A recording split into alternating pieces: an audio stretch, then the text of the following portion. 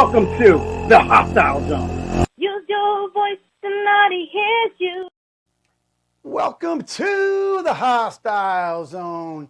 You're with the infamous and dangerous and always in your face, Eric A. Cinotti, Eric Andrew Cinotti, Eric Cinotti. Miss Bianca's not with us today. I normally would lean over to her and say, who? Eric Cinotti, but Miss Bianca is working on another project, so it's just myself. I feel like it's been a few minutes, folks, since the Hostile Zone, but we hit our 1-year anniversary about 10 days ago, and we were putting together a lot of stuff and getting organized for the next year, year 2. So I want to put that thank you out there, folks, for those of you that have been with us or from the beginning or came in or coming in now as a new person. We appreciate that. Again, Miss Bianca is off tonight, and I am your host, Eric A. Cinotti, right here on the Hostile Zone. You can find us on every single platform, right on the ticker if you're watching this on your TV screen in whatever market you're in, if it's a social media market or a cable TV network market that we're currently aired on your screen is the ticker of all the locations for you to reach us. Also, it has the contact information, The Hostile Zone at bbstalkradio.com, The Hostile Zone at bbstalkradio.com, Eric Cinotti at bbstalkradio.com, Eric Cinotti at bbstalkradio.com, and Bianca Sea, S-E-A, like the ocean, at bbstalkradio.com, Bianca Sea, S-E-A, like the ocean, at bbstalkradio.com.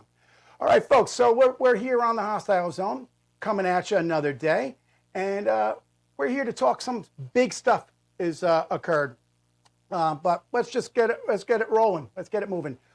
Welcome here. Tonight we're going to tackle some concerning issues and in a concerning event that should be alarming to you, to me, to everybody, every American, and honestly, every person, I would say, in the free world that actually cares about what's going on geopolitically worldwide. For everybody, this is an event that definitely shook foundations across the world. The assassination attempt of the 45th President of the United States, current Republican nominee for president for a second term, President Donald J. Trump, formerly known as 45, maybe 47, who knows, but the assassination attempt, very, very big deal. Let me just put it out right away. I am very happy that he did not suffer any death, any major dismemberment or anything like that. So that is the good point to that. Unfortunately, other people did get hurt, and it's an attack on our liberty. It's an attack on everything that we stand for as Americans. This incident threatens the safety of every public figure, but also challenges the very fabric of the democracy of our nation. And, people look to us, folks, worldwide for what we're going to do in times of crisis, in times of laughter, in times of prosper, whatever time it is. People look at how America is going to handle it. How resilient are we? And we are a resilient nation. We are resilient people. We are a resilient nation. But people still look, and this is a problem. It shouldn't happen, ever. Who's at fault? I don't know. I'm not going to play conspiracy theory here today. We're not going to go conspiracy theory. We're just going to talk facts, and we're going to talk about where do we go from here. We're going to start off with my relevant quote of the day.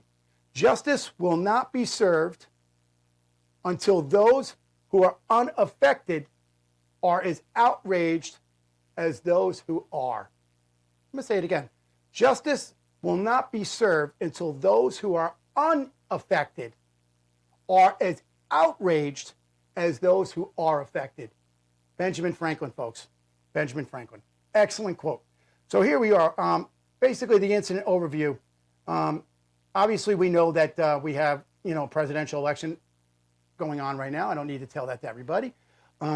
President Trump was in Butler, Pennsylvania, about a week ago, maybe 10 days or something like that. and he was giving a campaign speech, a planned campaign speech, which means that the Secret Service advance team was there. The Secret Service was there at the time of the event. The advance team was there. All law enforcement and public safety agencies coordinated prior to his arrival, or so it's supposed to be.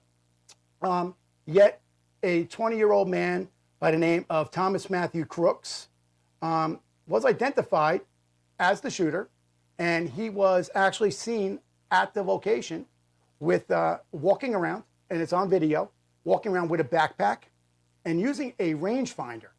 Now, folks, if you don't know what a rangefinder is, if you're a hunter or a military person or somebody like that, you may understand this. And I don't know how many networks actually got into the specificity of what it is that we're talking about. A rangefinder is like a set of binoculars or whatever, but you're looking through it and you're actually getting the distance of where your target is, or whatever it is. I don't want to put a buzzword target, but whatever they're looking for, you can place how far distance you are from whatever you're looking at for purposes of hunting or whatever it is you're trying to do, measuring out the distance between locations. This should have been a problematic issue that we saw this video. It's been out there. I'm sure you've seen it. I've seen it. A lot of people have seen it. The rangefinder, this gentleman was walking around prior to the president coming out.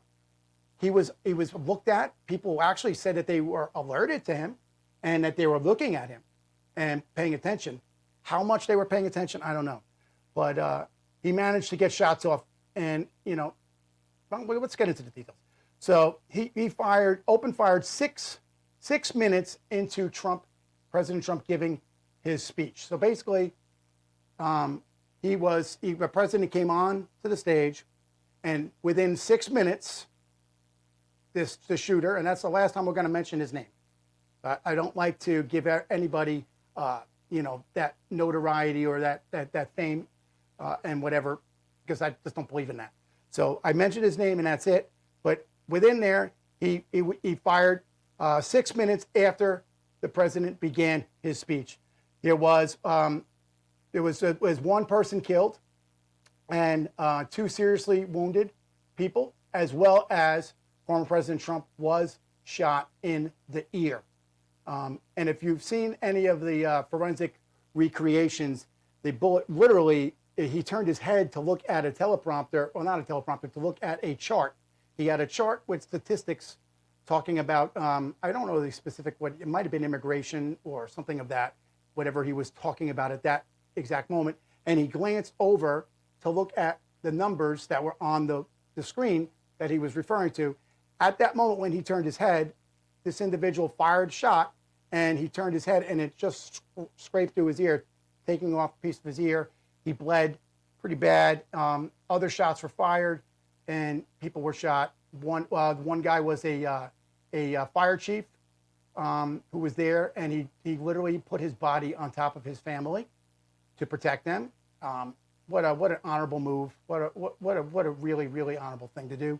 And that move that the fire chief did saved the life of his family, ultimately giving his own life. So basically, the law enforcement perspective or response, local law enforcement initially did spot the individual that we named before, but they lost him in the crowd, or so they say. But the event was secured, but he disappeared in the crowd. Who knows? He ended up on top of a roof of a shed, which was about, I don't want to say 450 some odd feet or yards away or whatever. So let me get into some more of the details here.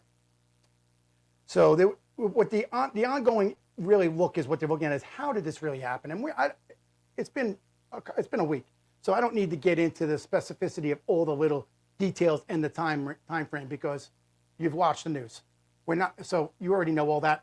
I don't need to do that for you. We're not going to waste valuable airtime going through all of that.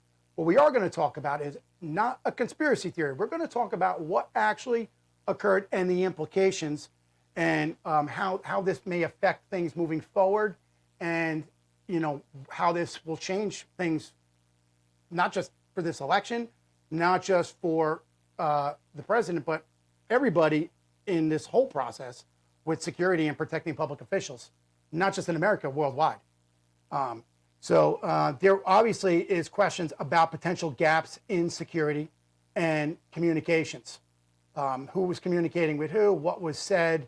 One of the other people they're worried about is that there'll be copycat attacks, or people similarly trying to do the same thing, or will it lead to more division in our country? Will it lead to more division and more violence in the street, and more violence to Americans, and more violence to public officials? Nobody really knows, but we all know that this did change the landscape tremendously. Now, the landscape has been changed tremendously since President Trump entered the race back in 2015 for the 2016 election. But it's never been the same since. Politics has been thrown up in the air, and a lot of changes have been made. Whether you or I agree with that, that's not what we're talking about now. But we can agree together is that the foundation of politics and the process changed formidably since Donald Trump first came down that escalator in 2015, and now that day was changed the landscape politically, and now this day changed the landscape. How many more landscape changes are we going to have? I don't know, but what's the reactions? There's a significant debate amongst politicians and legal scholars and the general public about what is going on here. Polls show a varied opinions on how this is going to play out in the justice system and who is going to be held accountable. There is a broad amount of people placing different blame on the director of the Secret Service, whether it be another agency or this agency. Everybody, I think, is culpable a little bit. Some more than others, but everybody has some culpability. Who is responsible for the security of the president at this day has some sort of culpability to what occurred here. Not to say that somebody did it on purpose. Cinotti is not saying that that was done on purpose. Maybe it was. We'll find this out later, or if not, we will not. I don't know. But we are not conspiracy radio, conspiracy TV here, and I'm not a conspiracy theorist. So the important is that there has been, heightened security. But the question I really ask myself is, how much security did they really have? Because I know that we had mentioned previously that Robert F. Kennedy had requested Secret Service protection. Now we know that he is a candidate. He's a third-party candidate for president, and historically, the rules are you are allowed to have protection when you reach a certain amount you put a request in. They can always waiver the rules, but the basic guidelines are where you stand in the polls and that sort of thing. But I would say, just based on Robert Kennedy's family and the history that his family has seen with assassination attempts, assassinations, and now with this, with Donald Trump's attempt, we have to look at how they are actually assessing where security is needed, where it's not needed, who requires it, and to what extent is it required. The assassination attempt on Donald Trump is an assassination attempt on you, me, and every person. It's an attempt. You're not shooting Donald Trump. You are shooting a former president of the United States and the front runner and Republican nominee of the presidential election for this year. So you're not yes, you're shooting an individual. Obviously, he's a person, but he stands for much larger. So that is something that came out after, President Kennedy. People looked back at it and said, well, this became a bigger crime then, because it's not a homicide of just an individual. You're attacking an institution. You're attacking a nation. And this is what really needs to be kept into play here, because at the end of the day, we're looking at it, and I'm looking at it, and we're saying to ourselves, what happened? I mean, I've been to plenty of these rallies. I've been to plenty of places where I've spoken and had access to people like specifically President Trump, and I've seen how the security is handled. I know what I've had to go through and what people that have been there have to go through to go in and see him and be part of the festivities. And this was a public event. So some of them I've been to public, and some I've been to some private events. But still, security is always on the high end. So I just don't understand how this was able to happen. But ultimately, this individual, this young man, was neutralized. His life was taken by a shooter, a Secret Service or sniper of the government, after he took his shots. So he's not here to say what was in his mind. We don't know what research he conducted. There's not really much that we know at this point. We know a little bit. They are still investigating, and still, obviously, this is going to be a deep dive, folks. This is going to be a deep dive for a long time. This is not going to be something that's going to be a 1, 2, 3 thing, because we are still talking about the Kennedy assassination. I mean, think back to, how many years ago was that? People still talk about the assassination of Abraham Lincoln. So if you look at all of that craziness, this is not going to be something that they're going to stop talking about. The last attempt on a president was President Reagan, and that was in 1981 or 2, something like that. And it was, who was it? Let's see, let me think who that was. Hinckley. I think it was, Hinckley was the last name? Hinckley, yeah. John Hinckley was the one that shot at President Reagan. He claims that he did it for a love affair, I think with Jodie Foster or something crazy like that. But that was an attempt on President Reagan's life. He survived, thank God. And thank God that President Trump survived. But still, there was an attack on our institution, our nation, our institution, on law enforcement, and on the American citizen. And this is what we're going to address tonight. We're going to talk about that because we can't have this happening. This is not something that should be going on ever. When did we get to a point in American politics? And I know, folks, it has been contentious over the years. And I know that I said in the beginning, the landscape of politics changed dramatically when President Trump came down that escalator. There's been a lot of discord amongst people, name calling and arguing, and a lot of ugliness amongst people.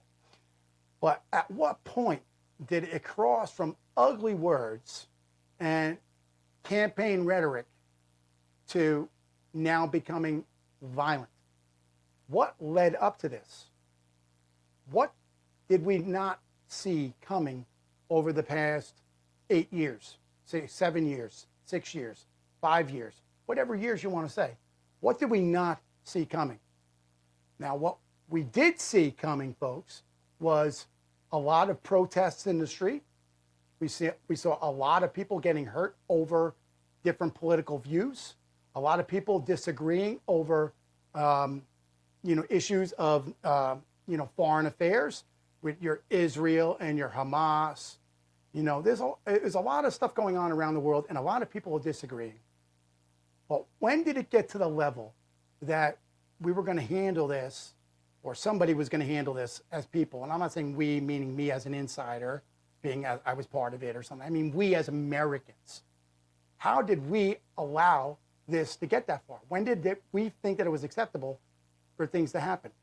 Now, if you look at the entire geopolitical positioning of this, you have to peel back and pull back that curtain and look and see that a lot of things have transpired over the last X amount of years.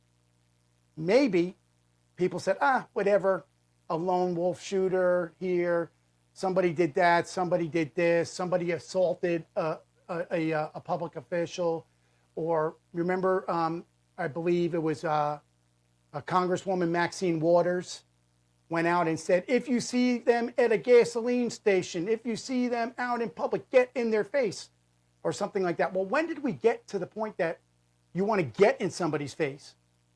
And then we're taking the level of incitement to another level, to the level of now people are getting killed, getting hurt, and our whole institution is being attacked. Now, a lot of people are having all kinds of conspiracy theory about involvement of what nations were involved. Was CIA involved? Was CIA doing something behind the scenes? Or was the Iranian government involved? You know, everybody has a conspiracy theory. I don't have a conspiracy theory. I want to see facts. I want to hear from the individuals that were involved. I want to see testimony. I want to see what information they come up with in the long run. Now, we know that the Warren Commission was the commission that handled the investigation after the Kennedy assassination. And that took years to do that, just like we had the 9/11 Commission, which took years. So we're never going to get to the bottom of this. And if we do, it's going to be a long time. And what is going to be released to the public, who knows? I don't know. A lot of people said with Kennedy, there was potential CIA involvement. I don't buy into that. I don't want to believe that.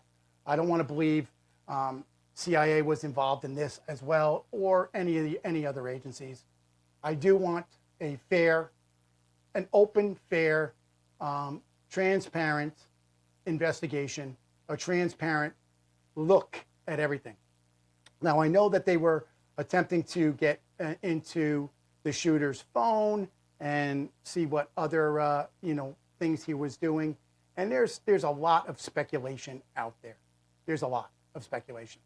So I'm not going to go down all of the speculation, because I'm not going to be that person to contribute to what happened and what didn't happen. And, he said, she said. We need to focus on what is important right now. We have a person dead. Several people were shot. People are traumatized. A former president and a top-tier front-runner candidate, front-runner. He's leading everybody in the race. So presumptively, he has a very good probability of winning again for another term. So that is what we should be focusing on. Because if it happened, we need to explore how. Maybe the why will be a long time. I agree on that. The why will probably be a long time if we ever do get a real why. But we can definitely agree as a group, Democrat, Republican, Independent, whatever you are, we can agree that not the why, but we can agree how is imperative right now. How?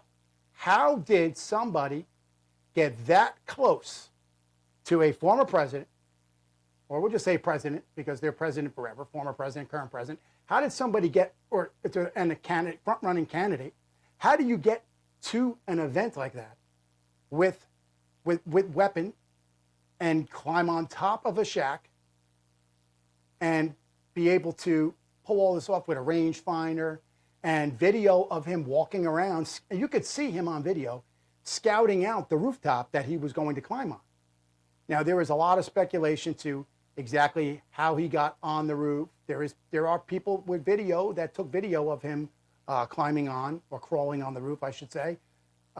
So there's so much going on, and how much video we actually have and don't have, I don't really know, because even to this day, there's footage on Kennedy assassination that hasn't been viewed publicly.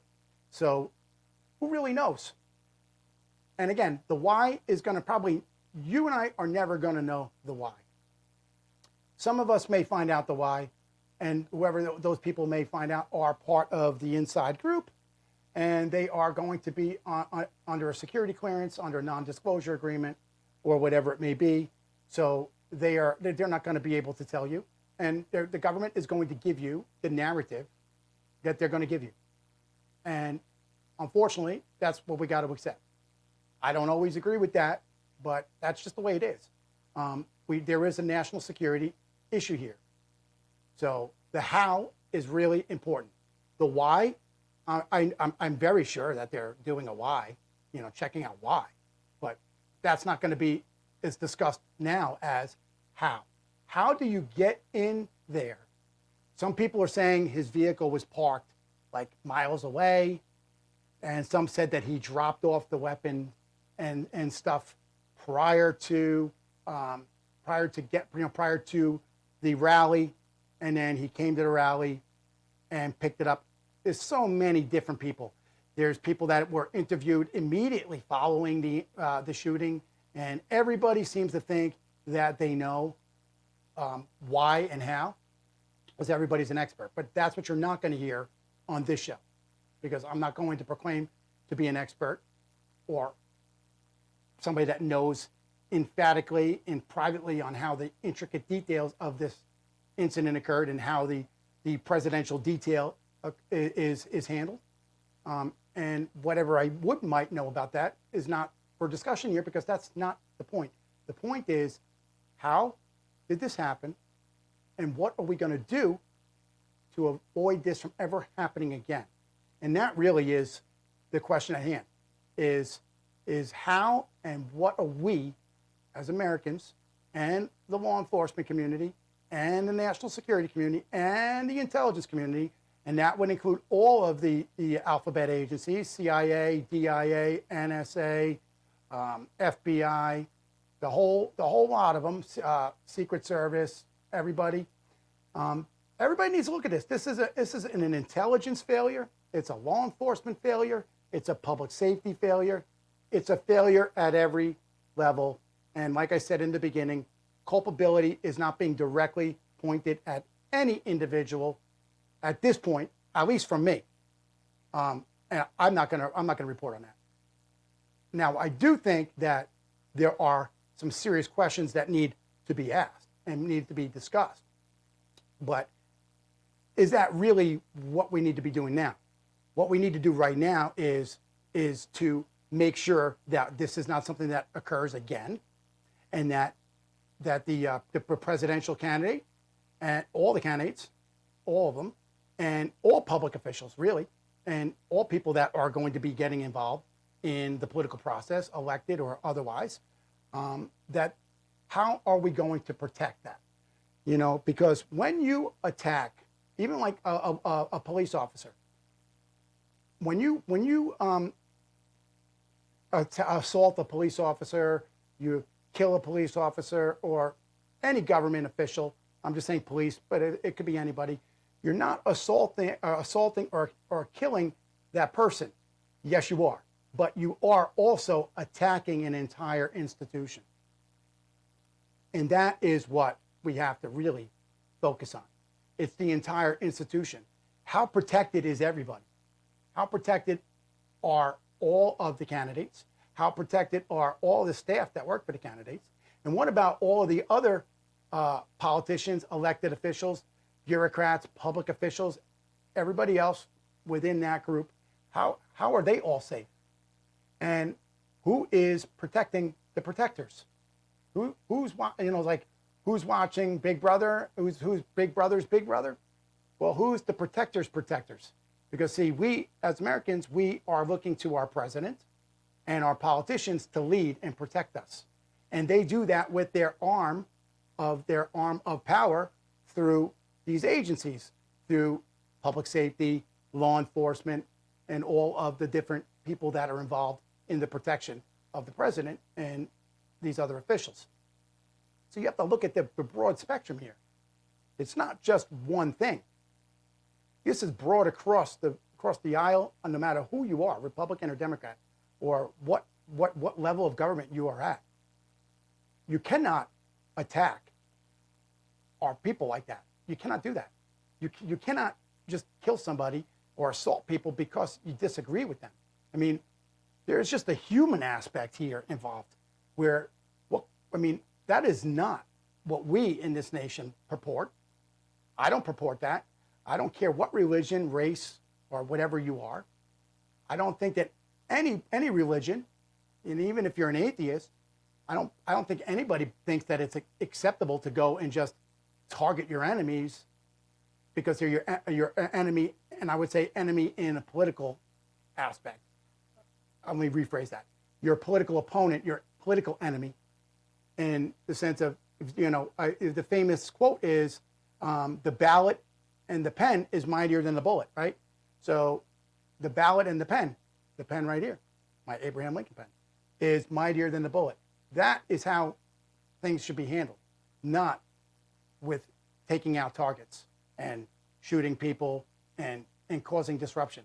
Just think, if he had not turned his head, the trajectory of what I saw, of what experts have reported, show that would have went directly through his head, taken out brain matter, and essentially ended his life, or critically ended his career, and that would have been it.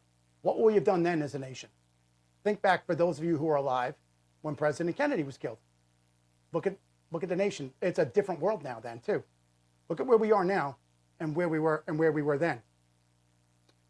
Yes, we had a lot of stuff going on with Russia and the Cuban Missile Crisis and all of that stuff, but that is not nearly as hot-bedded, geopolitically contested as the world is right now, with Iran, North Korea, Russia, Israel, Hamas, and Hezbollah, and the Houthis in Somalia, and Syria, ISIS, and everything else that's going on around the world. Forget the discord in our own country amongst people fighting over race again, fighting over nonsense. We are a different world, different nation. Our nation suffered dearly for the loss of President Kennedy, but the situations are much different. Our geopolitical stance is way different now.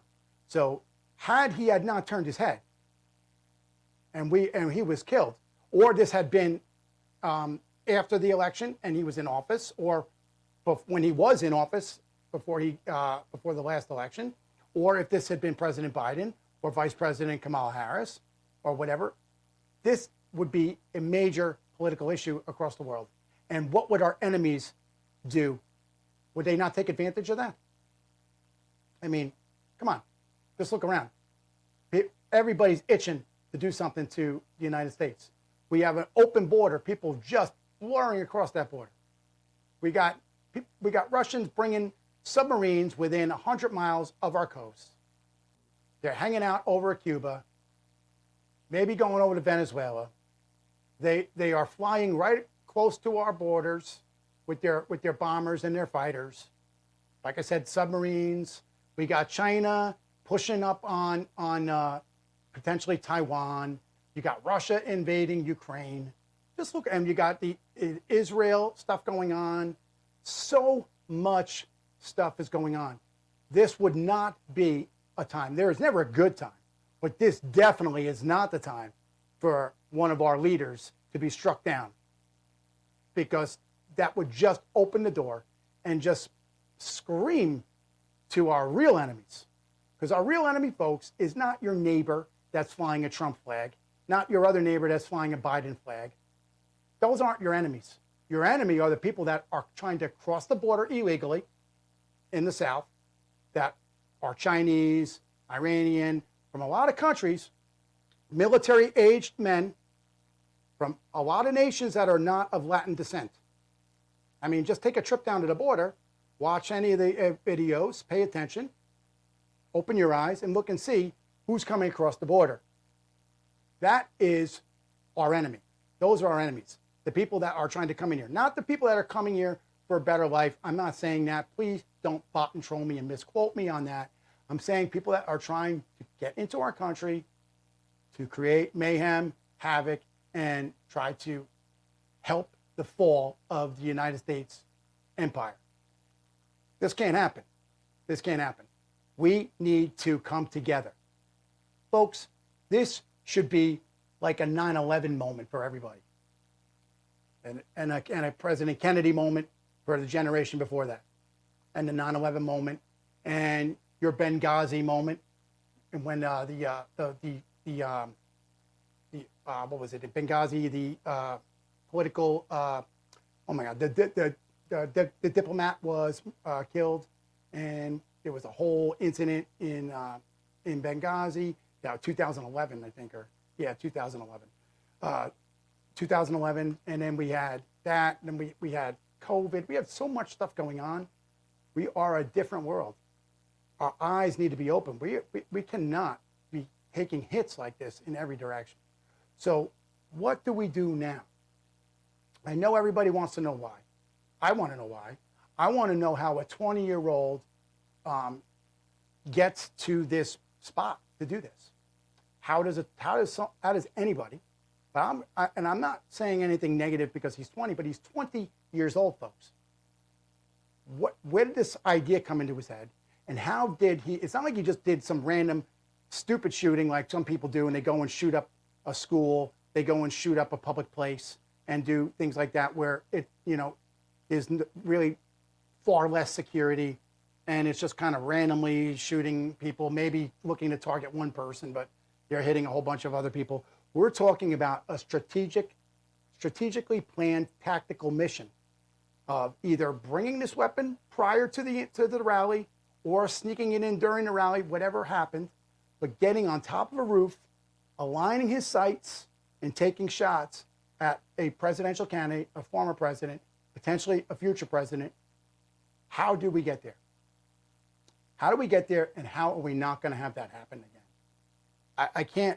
I can't say it enough that this is just a question, and I'm not, again, saying that this is on purpose. I highly doubt that. I am not one to blame CIA on everything. I don't blame CIA on everything. I don't blame the NSA. I don't blame CIA, NSA, or any of these people. If there's involvement and if people are involved, then that'll come to light. If we're supposed to know about it, it'll come to light. I don't know. I don't think it did, but I'm not going to be the person to say that. I'm going to say, what are we, everybody, going to do? There was a thing right after 9/11. If you see something, say something. Now, unfortunately, I think that got really crazy over the years. If you see something, say something. The whole idea of that was if you saw a package or something odd, you reported it, because we couldn't allow people to come in and do the things that they were doing where they were able to commit a heinous act against our nation, like they did on 9/11. And I think that over the years led to a lot of people making calls on people and a lot of mass government data mining and intelligence gathering and constitutionally protected rights just watering away. At the time I'm going to be very, very open. I was for the Patriot Act, but I think as time went on, it kind of got a little out of hand. Yes, we need to have good intelligence. CIA, that's their job. CIA handles foreign intelligence. Their job is not to be operating within the confines of the United States. Their job is to gather.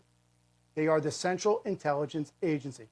Their job is to gather intelligence on foreign actors outside the United States to ensure that no incident at the borders of the United States or to our embassies or to military, etc., overseas. Then inside the borders of the United States, FBI, Federal Bureau of Investigation, is charged with that, with handling the intelligence within the United States and American citizens. CIA does not investigate American citizens. That's not how the policy is supposed to be. That's not how the law is written. That's not how CIA operates. FBI's job is to do that. Now, I know that prior to 9/11, there was CIA and other agencies did not communicate well. The CIA is the basic central hub of intelligence for the United States. They basically are the main agency, but they're not in charge of it. There are a lot of the IC, the intelligence community, is a very large community of a lot of agencies, alphabet agencies, some of which you've never even heard of. After 9/11, they had the 9/11 Commission. They realized that there was a lack of communication, which I'm going to circle that into this. Was there a lack of communication? Were certain people not talking to the other person? Was there even a communication delay from point A to point B, from one agency to the next, or from one agent or officer to the next. Who knows? But after 9/11, the whole purpose of 9/11 Commission was to make sure that there was good intelligence sharing across the board of agencies. Now, of course, nobody wants to say, "Oh, the other person's intelligence is better than mine." So there's always those disputes with people over, well, we came up with this answer, you came up with that answer, and I'm not going to say that yours is better than mine. I don't know. That's all nonsense. At the end of the day, folks, the lives and the safety of our nation, our presidents, our public officials, our law enforcement, our public safety, and our citizens, and our way of life is in danger. Now, I'm not calling for the government to do mass surveillance. I'm not calling for any of that. I'm saying that we need to look at what specific failures occurred, and we need to address the individual failures. We need to what they call Monday morning quarterback this game. We need to look at this after the fact, go through all of the video, go through all audio, and you know what? Any text messages that were sent at that time, they should be looking at everything that they can look at and see what actually occurred so we can make sure it doesn't happen again. Pointing blame at somebody and getting in somebody's face and saying, this is this and this is not going to solve anything. Demanding resignations. I understand people are unhappy. I understand people want something done. I agree. But pointing fingers is not where we need to be right at this moment. Maybe later on when we're discussing the why, getting into why this happened. But the how is not a finger pointing and pointing the blame. Yes, you're looking at the blame, but you're not singling out and pointing. You're saying, what is the failure? We need to do an after action report, a military AAR, after action report. We need to do an AAR and look at the entire thing from beginning to end. And that includes the Secret Service advanced team that goes out and they basically check the entire area and they prospect the areas of where potential rallies and speeches and any visits that the presidents and the high-level candidates are going to be. The advanced team checks all that out, investigates all of the potential routes. There's several routes to drive to and from each location. They know several routes to the nearest hospital and all the things they need to do. They're coordinating with local law enforcement to get the little minor details and the intricacies of the locality that they're in. They're supposed to be working together. We have to do an after-action report. We have to go back and review everything. Before we point the blame and say that somebody did this on purpose, it's a targeted attack from CIA involvement, blah, blah, blah, et cetera, et cetera. No, we need to look at specifically what happened and look to see. It's all about the details. I forgot the name of the show. I wish Miss Bianca wouldn't know the show. It's a little older show, but it was like Just the Facts. I forgot who it was. If the producer remembers, jump in and yell me. What was the name of that show? You know the show? Help me out here. Yes, it was Dragnet. Dragnet. Thank you. Dragnet. It was, and we held the little book and he said, "Just the Facts, ma'am," right? You were still, yes. Still there? Yes, right. It was Sergeant Friday. Sergeant Friday said that. Yeah, Miss Bianca's not here, so feel free to jump in and help me out. But yeah, honestly, I mean, where were you when this happened, Carrie? I think I was home babysitting my granddaughter. It was like shocking. Like, I mean, when it came through, you're like, is this really going on? Is this really happening? I guess, you were around for Kennedy, right? Yes. Okay, so because I obviously wasn't. 9/11 was my experience. I don't even know anything about the Reagan assassination attempt. So my national tragedy experience was 9/11, and I remember exactly what was going on. I can't imagine, your generation that had seen a lot of these incidents. Saw Kennedy, 9/11, Reagan. It's just craziness, crazy. I think what's more. What's that? I was Yeah, going to I'm say, sorry. I think what's more upsetting about the whole thing is too many things are happening too fast instead of the long time in between when we were having these incidents. Right. Yeah, you're right. That is where I was kind of saying before. Thank you for getting that up and saying that. That's where I was leading. When did we as Americans know this? Because like you're saying, the frequency of things are occurring. And it's like we're almost putting blinders on, tunnel vision, and not seeing the broad picture. That we are allowing things in this country to happen. We're not talking, I don't even want to go politics. I don't want to go on what your stance is. I just want you to look at the fabric and foundation of the United States and what we are and what we stand for and what we allow and what we allow now to what we used to not allow. And what we look with shock and awe, right? People have shock and awe. People are so desensitized to stuff just from the internet and from everybody having a cell phone camera, right? And people having war footage available everywhere.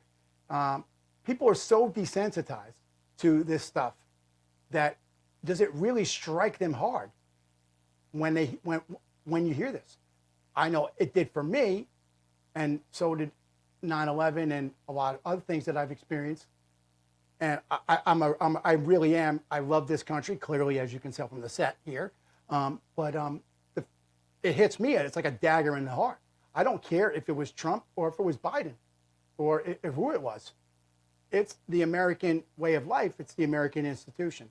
And like you said, Carrie, the frequency of events are getting so rapid and so close to each other. It's like one after another. At what point do we say, what's going on? At what point do we wake up? And I'm not saying woke. I'm saying wake up and look at the dust, clear the dust out of your eyes, pick the potatoes out of your ears, pull the cobwebs out, and say, what is going on? What are we doing? What are we allowing? We cannot rely on government to protect everything all the time. You have to be vigilant. I say on every show, you have to have a 360, 365 mentality. You have to be hyper vigilant 365 days a year with a 360-degree radius of yourself, meaning your head is on a swivel at all times, every day. Because you know what? Terrorism and these people do not take a vacation day. You have to understand, everybody has to understand that we are the world's superpower. We are looked at by everybody in good times and in bad times. So a lot of people will be happy with the fall, and a lot of people will be unhappy with the fall. There is always somebody looking to hurt America 24 hours a day, 7 days a week. That is fact, folks. So you can't rely 24/7 on somebody guaranteeing your safety. I mean, the government does a great job. Trust me, they do a great job. They work very hard. I have a lot of years of experience in this area. And I can tell you from fact that when I was there, working in several agencies, we work hard to keep people safe. They continuously work hard to keep people safe. But they can't be everywhere all the time, especially when people are out there saying, I have a First Amendment right for this, a right for that, a right for this. Listen, I am all for the Constitution.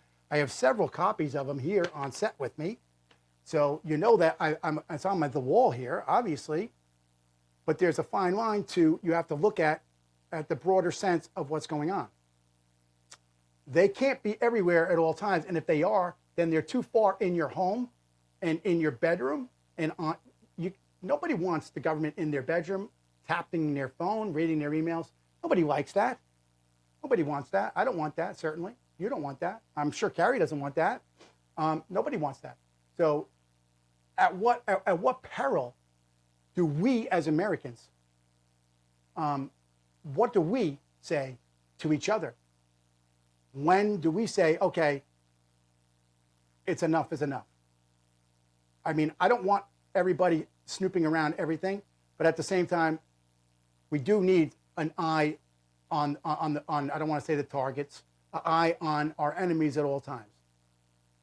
There should have been, okay, thank you. There should have been there were several people there on scene. I'm not going to get into the specifics again, but we need to see what really transpired. It's going to be a long time. It's going to be a long time. I should not be counting on it. You shouldn't be counting on an answer today or tomorrow, because it's not going to happen, because we're still talking about Kennedy assassination. People are still talking about the Abraham Lincoln assassination. Did John Wilkes Booth actually shoot Lincoln, or did somebody else? Did other actors have something to do with it? I mean, bad actors. I'm not talking about actors. People, there was, you had the uprising in the South, and there was a lot of stuff going on at the time where a lot of people from the South were in Canada. There was a lot of questions. No one even can answer that to this day on what truly happened to Abraham Lincoln. We still don't know truly. Nobody can. They're still arguing how many shooters were involved with the Kennedy assassination. So by far, I'm not expecting any answers on everything with this the Trump assassination attempt. But for sure, we need to see how this particular one happened. That's why we have to separate the why from the how, folks. We have to separate the why from the how. Put the why to the side, okay? I know it hurts. I know it makes you angry, no matter what side of the political spectrum you're on. It's an angry situation for everybody. But we need to put the why to the side and say how. Because the why is going to be there. We need to make sure how, because if there was a bigger conspiracy here, or there was more people involved, or even if this is a lone wolf situation, other people saw this happen and saw that they were successful. Or he was not successful in taking the shot at the president, but he sure was successful in gaining access to this, to the rally, bringing in weapons, a rangefinder, walking around. He did this. That is what our real issue is, not why. Whether he was a lone wolf or he was involved in a larger network, people saw that this happened. And they saw that essentially he was successful. Sadly, folks, you're going to hear it right here. He was successful. He got in there.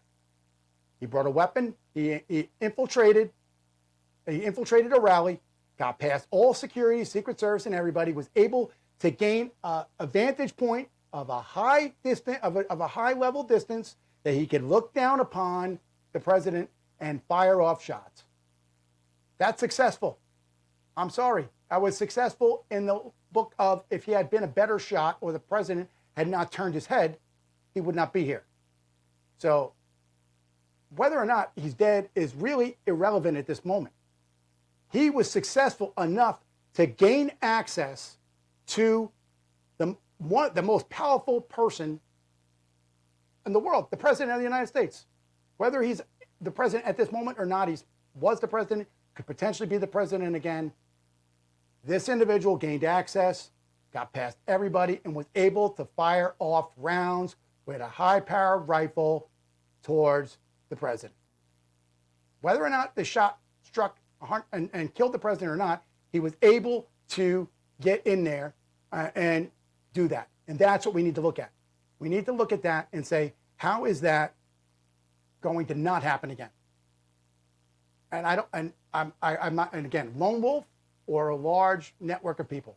Either way, that is all the why. We need to know the how. How did this young man do all of this without anybody stopping him along the way until after the shots were fired? That is what I'm going to leave you on. We have breaking news that I'm going to come to you in 1 second, but let me close out. Carrie, we have some breaking news, correct? That I'm going to have to pump into another show right after this. Yes. You want me? You want to? I know what it is. You want to say it, and then I'll go. Or you want me to close, and you could come in. Or just read it to me. Tell me what you know. Has dropped out of the presidential race, and President Biden has dropped out of the presidential race. as of today. Yes. As of the time of recording this show for tomorrow, the show's airing in a couple hours, and I'm going to have to cut into another show right after this in 2 minutes, and we're going to discuss that. So, breaking news, President Biden has withdrawn from the presidential race. And did they say if Kamala Harris is definitely going to step up and wants this, or what are they saying right now? They're saying that they have been aligning their campaign for that to happen, but it's I think the Democratic convention is what's going to end up deciding who does what. Okay. Wow. Okay. Well, all right. Well, that's going to be, folks, pay attention, because now I'm going to have to record another show right after this. So pay attention. If you're watching this show or listening to this show in a couple hours when it airs, there's going to be another show right behind it that'll air probably on 99.9 KKTC FM. We'll launch it on there. This way it'll be a couple hours after this one airs. Thank you, Carrie. Appreciate it. So I'm going to always go to, are we queued up, Carrie, for getting ready for, because I know Miss Bianca's not here for the national anthem. You were ready to get that in a second? Yes. Once I'm done. All right. I wasn't sure if you were able to get that loaded up in there. Okay. Okay, folks, unfortunately, we have come to a hard end of the hostile zone, but I'm going to close it out with my call to action and my quote. I say every show, folks, stay informed, stay engaged. 360, 365, but stay engaged. What do I mean by engaged? I mean by read the news, all news outlets. Pay attention to this show. Pay attention to other shows. Read a paper. Don't just rely on what pops up on #1 on Google, okay? Do a little research. Look around. Pay attention to who is saying what. Don't fall for every conspiracy theory. I know there was one out there I wanted to discuss, and I forgot. People are saying one of the people behind President Trump might have been an FBI agent or a military person. There's a lot of nonsense involved, a lot of stories on that. Another person posted that they were saying that they, quote unquote, were one of the Secret Service snipers or some posting on Instagram or TikTok or something. Don't pay attention to that stuff. Look for your news. Look at all the different news outlets and compare everybody's together and see. Make sure what you're saying is true and accurate. Validate what you're going to say. Stand up for what you believe in. Be vigilant, hyper vigilant to your surroundings for your safety of your family, yourself, your neighbors, your nation. But be hyper vigilant to people who are trying to build mass hysteria, people who are trying to overturn our government, people who are providing mis and disinformation out on the internet and on social media. Advocate to improve security measures across the board, to have informed decision making. And because an engaged electorate is crucial. An engaged electorate, folks, we are the electorate. You are the voters. You're the electorate. And the bottom line is you have to ensure that your voice is heard. But you want that voice to be engaged and be knowledgeable. Don't just be spouting out garbage and speaking out the side of your mouth, not knowing what you're talking about. We want engaged people that are informed. Be informed. I thank everybody out there who does take the time every day to listen to the show. We did take about 10 days off as we're working on several projects. We are back on track for every day again as we were. So we do look forward to you. I thank everybody. We have some great guests coming on. We got confirmation. Robert F. Kennedy is coming on the show. We didn't schedule any dates. I got several other people that are coming on the show. I got even somebody that was involved with the Kennedy assassination who is going to come on the show. So we have a lineup of guests coming forward. So there is a lot happening here. I thank you because I am nothing without you folks. Without you watching the show, we would not be on the thousands of radio stations and TV stations that we're on. We would not be in every single podcast platform. and Amazon Music and everywhere else. We would not be all these places, Audible and everywhere, if it wasn't for you. And I thank you. So I'm going to give us our closing quote, and then Carrie, you're going to cue up Miss Bianca for us. Even though she's not here, we're going to pretend she's here to close us out with honor, glory, and love of our nation. The quote of the day: "The measure of a man is what he does with power." Plato. The measure of a man is what he does with power. Folks, I'm Eric A. Cinotti from the Hostile Zone saying thank you for coming at me tonight. I'll be at you every night. Check us out on every single podcast platform. Check us out on social media. The Hostile Zone at bbstalkradio.com. Eric Cinotti at bbstalkradio.com. And Eric at ericandrewcinotti.com. Check out all the websites. We look forward to hearing from you. Carrie, let's bring it off to Miss Bianca. Use your voice, Cinotti hears you. Use your voice, let it be heard. Use your voice, Cinotti hears you. Use your voice. Thank you for listening to the Hostile Zone, because in Cinotti's Zone, I hear everything, everywhere.